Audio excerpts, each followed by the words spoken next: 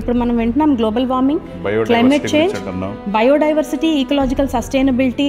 మనం ఇప్పుడు ఇంత హ్యూమన్ ఇంటర్ఫియరెన్స్, ప్లానెట్ని, మన మదర్ ఎర్త్ ప్లానెట్ని డిస్ట్రాయ్ చేసేది ఒకే ఒక యానిమల్ మనం. మనుష్య శత్రువులు ప్రకృతి. ఓన్లీ శత్రువు మదర్ ఎర్త్కి హ్యూమన్ బీయింగ్ మాత్రమే. కొన్ని కోట్ల జీవరాశులు ప్రకృతిని నాశనం చేయు, ప్రకృతిని కాపాడుకుంటాయి. అవి ఒకటికొకటి అవి ఉంటేనే ఆ ఎన్వైరన్మెంట్ అనేది థ్రైవ్ అవుతుంది.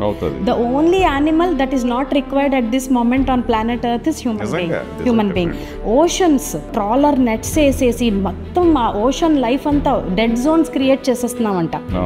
మనలాగే అన్ని ఫీలింగ్స్ ఉండి, అన్ని భావోద్వేగాలు ఉండి, మనలాగే లవ్ తెలుసు, పెయిన్ తెలుసు, ఫియర్ తెలుసు, సఫరింగ్ తెలుసు, ఇన్ని తెలిసిన మనలాంటి జంతువే మనం అంత దాని మీద మనకి చిన్న చూపు అంటే ఎంత తప్పది.